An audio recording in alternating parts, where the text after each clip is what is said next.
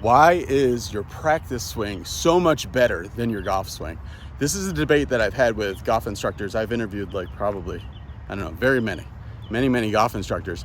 And one of the things that has come up quite a bit is, why does someone's practice swing look way better than the regular swing? And I'll usually get one of two things. Is one, I'll hear it doesn't matter. Two, I'll hear it's not actually better. And three, I'll hear, oh, it's better, but the face is so bad and so open that it's completely unusable. Well, I don't think so. I think my practice swing is objectively, to me anyway, and you can measure it through gears and other things like that, which I've done, but objectively, I think it's much better. And I don't think squaring the face is like, if you just put a little bit of awareness to it, it is more open in a practice swing, but it's not like as wild and out of control. I think the entire system, the entire swing is much more stable and better in a practice swing. So, okay, I could be wrong about that, but that's what we're gonna go with. So I did this when I was having a lesson with Milo and we did our driver video. I took some of the practice swings that I did, and these are not slow practice swings. These are full on, probably same club head speed, 112 or whatever I was swinging that day. And they look much better 2 seconds before I hit the ball than they did when I hit the ball. So the practice swing comes out and it looks really good. And then 2 seconds later when I'm hitting the ball, a lot of things change. So we're gonna go into some of those changes. First thing I notice is in your rehearsal, you're significantly taller. So you're much more hinged at the hips and the knees. You're like 3 inches shorter in your real swing. And then as we wind you up, you stand up to about the same height as your rehearsal swing, but your hands move significantly different. So over here in the rehearsal, the toe is much more up. The arms are much less hinged in the right arm. And the club is stood up much more. Then as we reach the top of the swing, they're pretty similar. Both of them, you're pretty tall. The real swing, right arm gets a little more behind you. You get the club a hair more across. And then in the rehearsal, you drop significantly more. So you're dropping, you can see your height goes from the top of the hill, and you drop a long way. In the real swing, you drop, but nowhere near as far. And if we look at your pelvis here, you start to jump up. So you drop, then your hips shoot up, but your head goes down. Where in the rehearsal swing, you drop, and then you push back up, but it's a lot later, you're more around. You can see how much more your chest is getting around, how much higher your arms are. If we were looking at this from face on, we'd see a lot less linear motion. We'd see a lot more just around. So on a fourth plate, significantly higher torque value here, less push from the trail foot. So if you're ever with Scott Lynn, if you make this rehearsal and capture it, you'll see that the vast majority of the force is coming out of the lead foot, where in your real swing, there's a significant portion of the force is coming out of your trail foot here, which tends to shift your path too far right. Less push on the right side, it looks like you don't get nearly the kick in the butt that you get in your real swing, where it looks like you kind of kick yourself in the butt, your hips shoot up and forward a little bit more. Over on the left, it's more just around. This guy who watches my channel, who I communicate with some, called Jeffrey Mann. He's like a golf swing philosopher or something. Anyway, so he was looking at my swing saying like, I cannot control the club face because I do not have the right speed or flexibility or something in order to produce this type of swing that I've been trying to produce. So then I showed him a video of me just doing a practice swing. but full motion, right? And he was surprised. He said, okay, well, okay, it's not a speed or a flexibility thing. He's like, you could do that. He's like, you don't do that in your real swing. It's totally different, but you could do that. The practice swing debate comes down to, some instructors will say that it doesn't matter what you do with your practice swing because your face is always open. But if you just have a little awareness of it, but you can do it with the face square, closed, open, whatever you want. Then the other camp is saying that some other instructors, including Marcus, who I talked to him at length about this. He said that it is such a different thing when the ball is there that it's like your skill to flip a bottle cap and your skill to shoot a basketball. It's like they're two totally different things because the intention is different, the task is different, whatever else. In the middle of that is me. I think there should be a way to port that over, and it would actually make you better golfers. All right, so that's what I'm going to try to do today. I have my friend in Finland made a new app, so I'm going to be trying that instantly replays your swing. So I'm going to be doing some flip-flops between hitting shots and then between practice swings and then hitting it with the ball, and try to spot the differences and see if I could, because I think I've clued in on something that I can do for that. All right, that was a straight shot that's fading a little bit. No, lands perfectly on target. This is 9, I think, yeah. The big difference is that I can see between practice swing and real swing is in practice swing, I take the club up very vertical, and then I turn, and then the arm swing is shorter. The shoulder swing is full. Then this goes from vertical to on plane, right? And then I turn through it that way. The other thing is then the practice swing, notice a pronounced drop, and this butt line is staying back this way, so I get down on it. Now the regular swing, it goes motorcycle, kind of pulling a lawnmower. I go in this way, and the hand loop goes in and then on, rather than up and then on. Then when it goes in and then on, in order to shallow the shaft, comes in like this, then you have to throw at it a little bit. That makes the club exit that way, and the dip never happens. If you watch them in full motion, they look pretty similar, and that was a dead straight shot. But when you watch them in slow motion, they're like two totally, completely different golfers. It really comes down to the golf ball and your intention of what you're trying to do. So if you take something other than a golf ball and try to hit it like this tee, tip of that tee, you'll notice that's pretty close. And even I've seen like with a wiffle ball, like a wiffle ball golf ball or a foam golf ball, that'll be very, very close to the practice swing. Bobby Clampett talks about doing something called a golf ball surrogate, where I guess when he learned he was hitting pine cones a lot and just making divots. The two main things I have to do is, in my practice swing that I like, is I do full shoulder turn, and my arm swing goes only to about there feeling. That's the feeling. In my real swing to the ball, I make a shorter shoulder turn, but a much longer arm thing. So I need to feel like just L right there and hit it when I'm doing so, right there, and then hit it. My arm, I should have my roller. I'm gonna feel like my arm is gonna be over that and then hit it.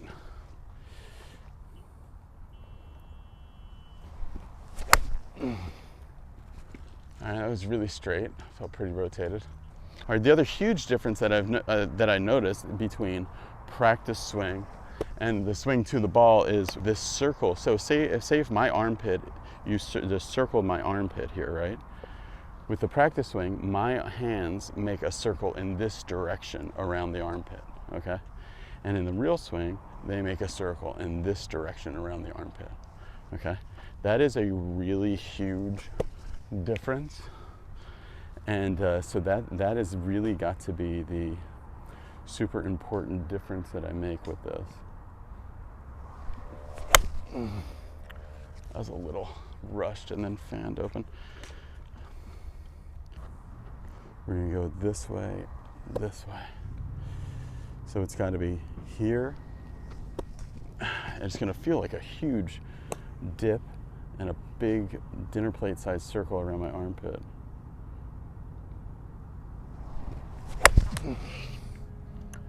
That was super straight. My butt didn't stay back very good. All right, let's see what it looks like when we try this app. All right, this is the app, and it's a lot like something else I use. It works for something very specific. The swing looper is for something very specific. All right, let's do this. All right, swing looper's gone. It's because I'm not gonna have this to help me on the golf course. All right, so the first thing we're gonna do is just do air swing. All right, there we go. Straight up in the air and then that way.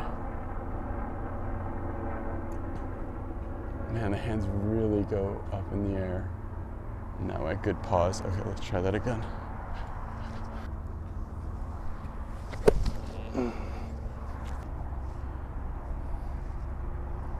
Okay, that's a little extreme, but that's okay. See the butt line here? I'm staying close to that and then a little deeper. Now let's see the real swing, the actual swing. To a ball, try to feel the same thing. So up in the air, hit this way, and hit it.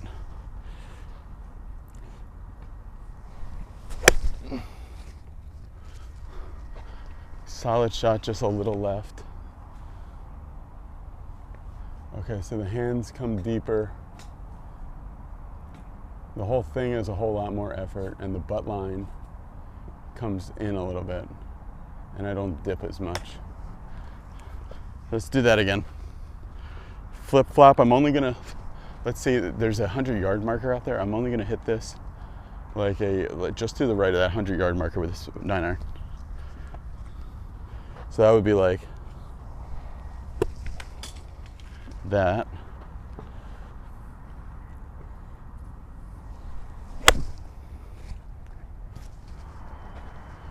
Okay, I hit that like 130. That was one of my best swings though. My hips not quite staying as deep as they should. All right, I'm gonna export this because that was a pretty good. And we're gonna do the replay in half. Yeah, you can see that the circle of the hands. It's good to start, but then it gets too deep too early still. Really for me, I need to feel like I'm keeping my hands on this side of my body until my transition. If they get on this side, I'm cooked. So practice swing.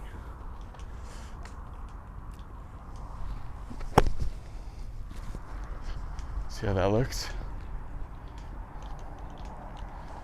Practice swing. That way. That's great. All right, that's what I want to do. All right, I'm gonna try to hit this short.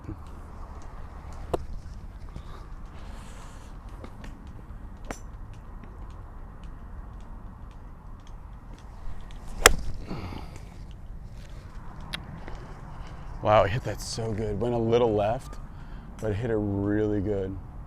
Oh yeah, that was a better loop. We're gonna export that one. So the things that are different are hand plane goes this way and it stays up here a long time. The shaft goes way more vertical. And then I get lower with my butt more back and then I keep my chest down. Like that. Okay, so that's okay to do all the practice swing extremes, extreme. And then try to double those extremes when I hit the ball.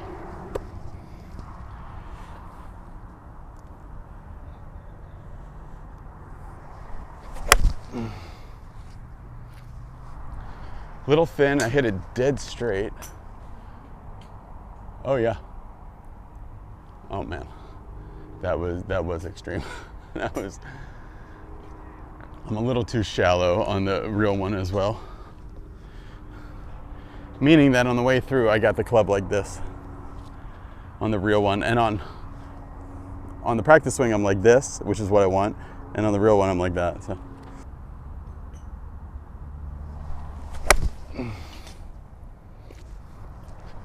All right, that was great. That was a really good shot. Okay, it's still too shallow on the way through. It's coming off my right forearm or even under it, but it's pretty good. Let's move to driver. All right, let's try this. All right, this is the club that has been really bothering me. Let's start with the practice swing. All right, there's really vertical, kind of narrow and very steep, which is all right, but it's just like really different than, let me see, because that wouldn't even be a good golf swing at all. Right there. I'll go do it quick.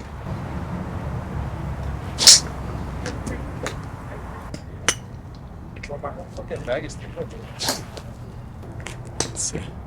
Yeah, that was good. Line. Taking it up above the hands. All right, the plane is good.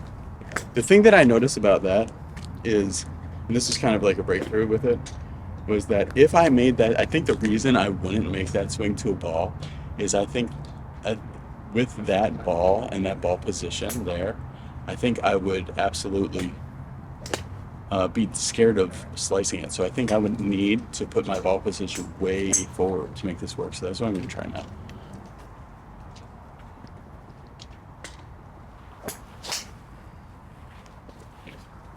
Strangely, I've been healing the crap out of it with a forward ball position. Let's see.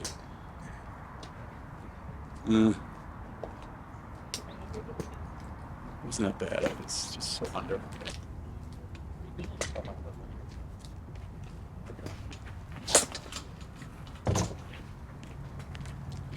There's good patience.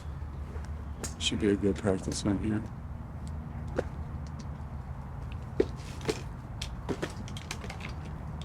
Yeah, that was good. I'm going to save that one.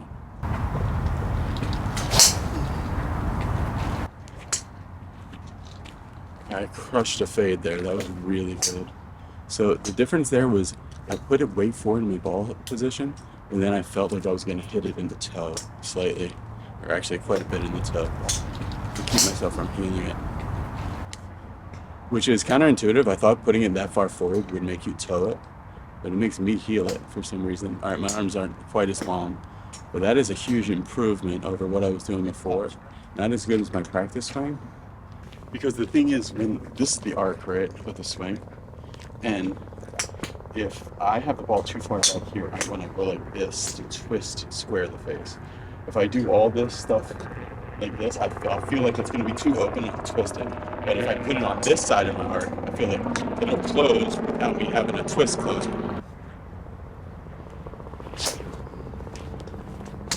That would be really good to be able to do that. I like that a lot. This one, let's check the width. See, I just kind of stand up. That's a big difference too.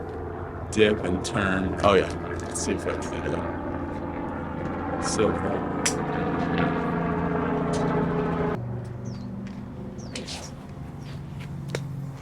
See that freedom. Turn. Practice swing up.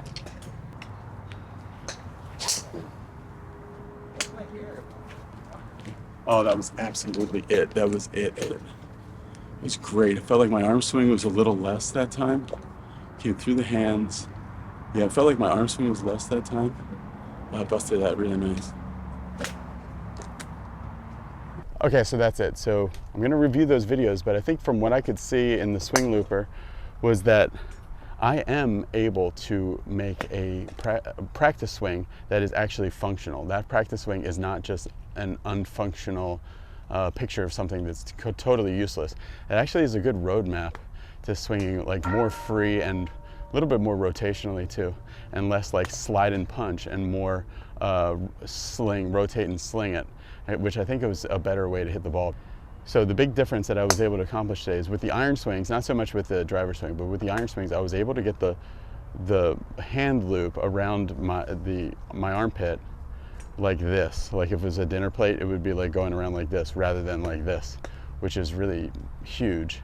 And I also found in this session that I hadn't really realized before how much shorter my arm swing is with the practice swings. The arm swings really are only going about neck high or so, maybe ear high. Whereas my real swing, when it's to the ball, I'm really trying to get behind it and my hands are going so high up. So really the momentum does take them further back. But what you want to do is just like feel like they basically stop at about armpit high and then you turn the direction of it around. So that's something that I'm going to be working on. See you later. Bye.